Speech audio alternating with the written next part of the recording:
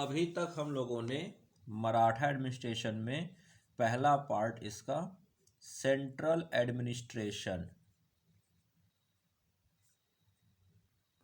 ये हम लोगों ने कंप्लीट कर लिया, जिसमें हमने देखा कि अष्टप्रधान और हर अष्टप्रधान को असिस्ट करने के लिए एक एक असिस्टेंट, जिसमें दीवान, मजुमदार, फंडनिस और सबनिस, कारखनीस, चितनिस, जमादार और पुतनिस, इतने थे। और हमने ये भी देखा कि ये कोई बहुत ये मतलब नए तरह का एडमिनिस्ट्रेशन तो नहीं था।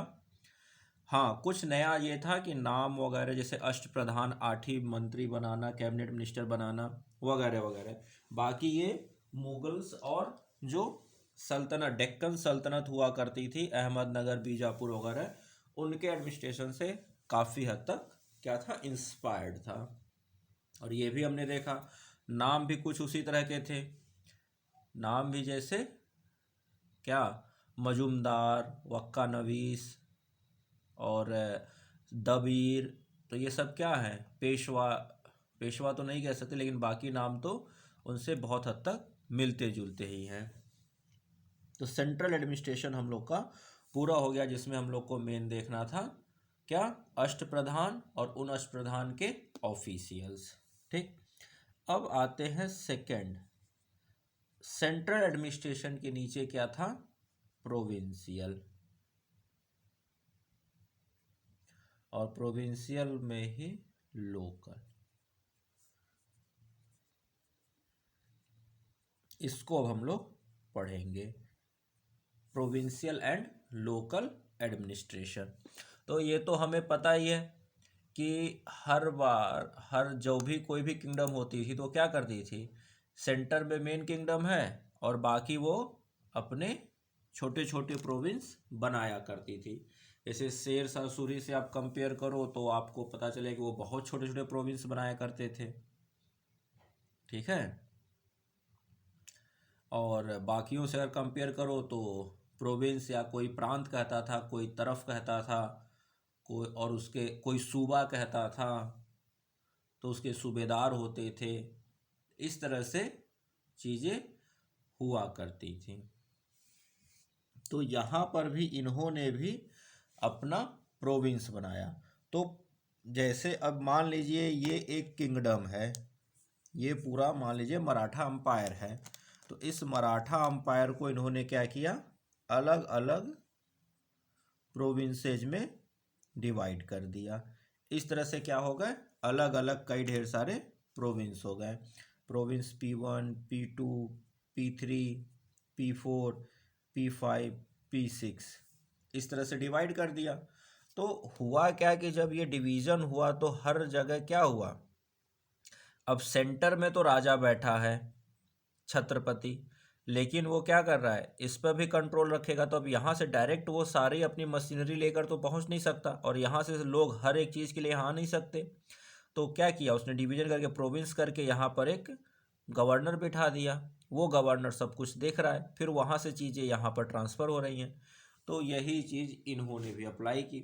तो इन्होंने प्रोविंस को जो नाम दिया, तो अपने प्रोविंस को इन्होंने नाम दिया प्रांत। क्या कहा, प्रांत। ठीक है, तो जो डेक्कनी और मुगल स्टाइल था वही बहुत हद तक यहाँ भी था। तो इन्होंने अपने प्रोविंसेस को नाम दिया प्रांत्स। तो प्रांत्स के आगे लिख लीजिए प्रोविंस। ठीक है, प्रांत के बाद अगला नंबर आता है, अच्छा हाँ, प्रांत से नीचे जो अगली यूनिट होगी वो यूनिट होगी तरफ की। क्या होगी, तरफ। तरफ को आज की डेट में अगर हम कहें तो क्या कहेंगे, डिस्ट्रिक्ट। क्या कहेंगे, डिस्ट्रिक्ट, यानी कि जिले के रूप में देखेंगे। तो आज भी क्या होता है, देश, देश के स्टेट, स्टेट के अंदर जिले। ठीक है, तरफ के नीचे आएगा फिर अगला, उसको कहा जाएगा क्या,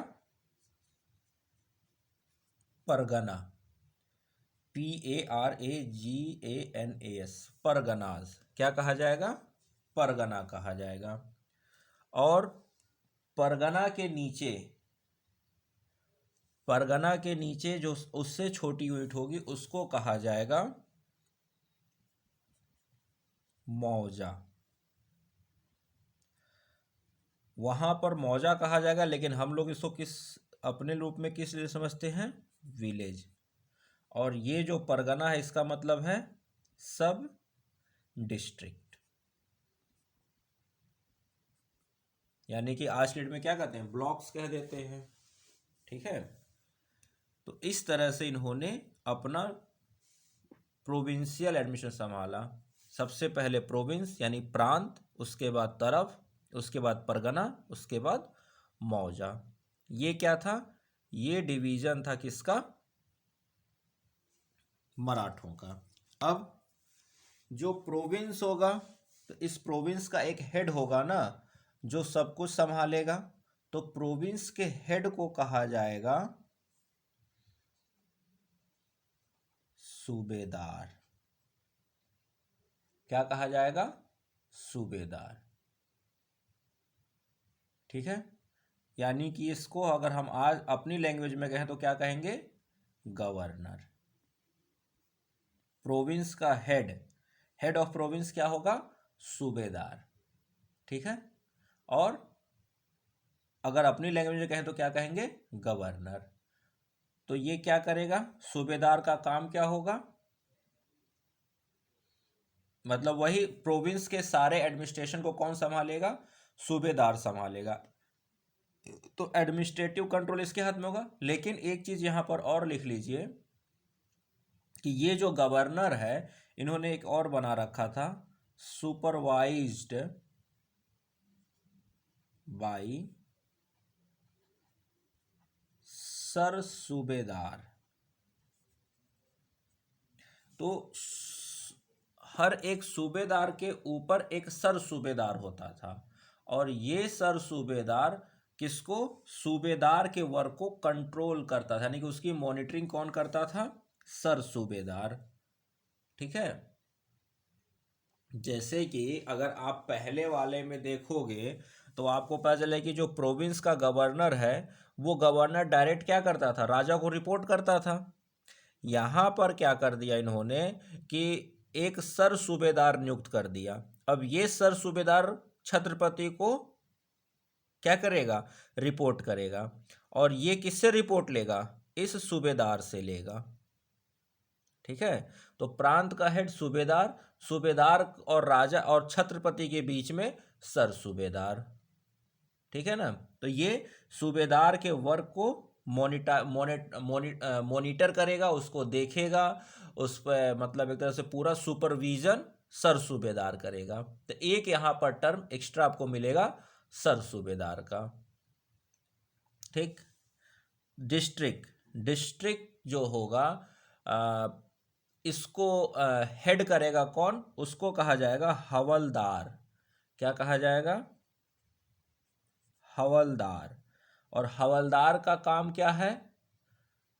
तो ये कर देखेगा वहां का लॉ एंड ऑर्डर।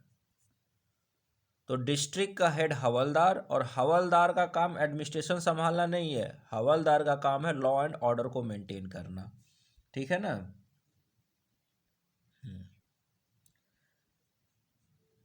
ठीक, इसके बाद आता है, हवलदार के बाद आता है परगना। मतलब डिस्ट्रिक्ट के नीचे आएगा परगना, यानी कि सब डिस्ट्रिक्ट। यहां पर दो ऑफिसर होंगे। यहां पर दो ऑफिसर होंगे। एक ऑफिसर है देश पांडे। ठीक है, एक ऑफिसर है देश पांडे। और ये देश पांडे क्या करेगा? तो ये देश पांडे देखेगा अकाउंट एंड रिकॉर्ड कीपर। सारा अकाउंट और रिकॉर्ड, कितना टैक्स कलेक्शन हुआ, कितना क्या हुआ, कितना कहाँ क्या खर्चा हुआ, वो सब किसके हाथ में है? देश पांडे के हाथ में। और एक दूसरा ऑफिसर भी होगा जिसको कहा जाएगा देशमुख। एक और ऑफिसर है जिसको कहा जाएगा देशमुख। ये देशमुख क्या करेगा, ये सब डिस्ट्रिक्ट यानी परगना लेवल पे लॉ एंड ऑर्डर को मेंटेन करेगा। कहां पर? परगना लेवल पे। कौन मेंटेन करेगा? देशमुख। तो परगना लेवल पे दो अधिकारी हो गए, याद रखिए, परगना लेवल पे दो अधिकारी हो गए। एक हो गया देश पांडे जो अकाउंट एंड रिकॉर्ड मेंटेन करेगा, और दूसरा अधिकारी है देशमुख जो लॉ एंड ऑर्डर देखिएगा। ठीक है। अब उसके बाद आता है सबसे लोवेस्ट यूनिट जिसको कहा जाएगा क्या? मौज, यानी कि विलेज। तो विलेज का एडमिनिस्ट्रेशन संभालने के लिए भी इन्होंने रखा था। तो लिखिएगा, एक ऑफिसर है जिसको कहा जाएगा कुलकर्णी। क्या है? कुलकर्णी। ये जो है ये गांव के लेवल पे अकाउंट एंड रिकॉर्ड कीपिंग करेगा। कहां पर? गांव के लेवल पे। ठीक। और इसके अलावा एक और अधिकारी होगा, उसको कहा जाएगा पाटिल। और पाटिल जो होगा वो करेगा लॉ एंड ऑर्डर। और आप थोड़ा सा अगर ध्यान दो तो आपको पता चलेगा कि आज के डेट में जैसे देश पांडे, देशमुख, कुलकर्णी, पाटिल, ये सब क्या हैं? ये आज के डेट में टाइटल्स बन चुके हैं महाराष्ट्र में। क्या बन चुके हैं? टाइटल बन चुके हैं। कैसे टाइटल बने? अब जैसे अब कोई था जिसको गांव, अब ढेर सारे गांव थे, अब उस ढेर सारे गांव में उस गांव के जितने लॉ एंड ऑर्डर वाले थे वो सब अपने आप को पाटिल कहते थे। पाटिल कहते कहते वो क्या बन गए, एक के बाद फिर उनसे खानदान कोई दूसरा हुआ पाटिल, तो फिर पाटिल, ऐसे करते करते फिर उनकी पीढ़ियां आगे बढ़ी, तो उनका वंश भी आगे बढ़ा, तो उसमें क्या कहते हैं वो ब्रांचिंग हुई।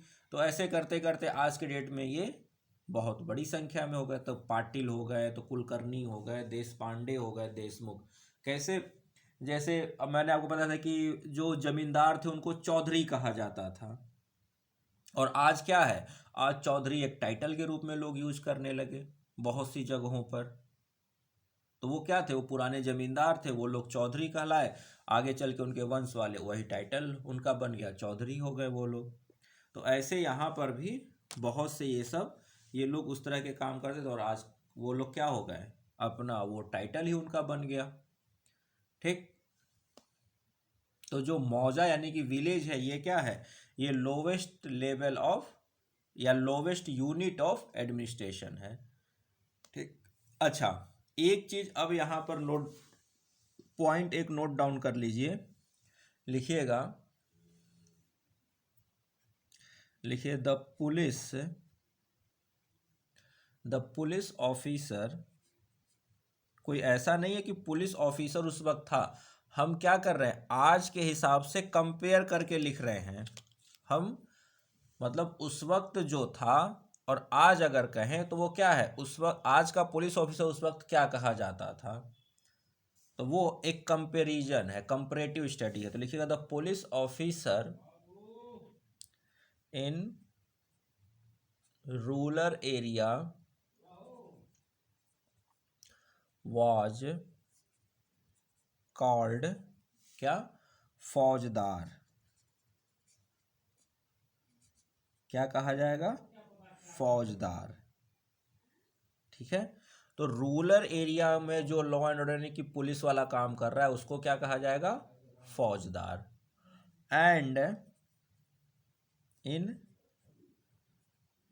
अर्बन एरिया, अर्बन एरिया में जो ये पुलिस वाला काम कर रहा है उसको कहा जाएगा वाज कॉल्ड कोतवाल। और आज भी आप देखोगे तो कोतवाल क्या है, यूज किया जाता है पुलिस में। ठीक है, तो इस तरह से इन्होंने पूरा एडमिनिस्ट्रेशन सेटअप किया था। ठीक है,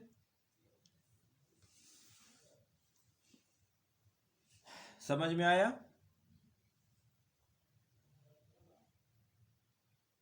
तो इस तरह से पूरा का पूरा इनका प्रोविंशियल एडमिनिस्ट्रेशन चला। सबसे ऊपर प्रांत, उसका सूबेदार, लेकिन सूबेदार के ऊपर एक सर सूबेदार भी होता था।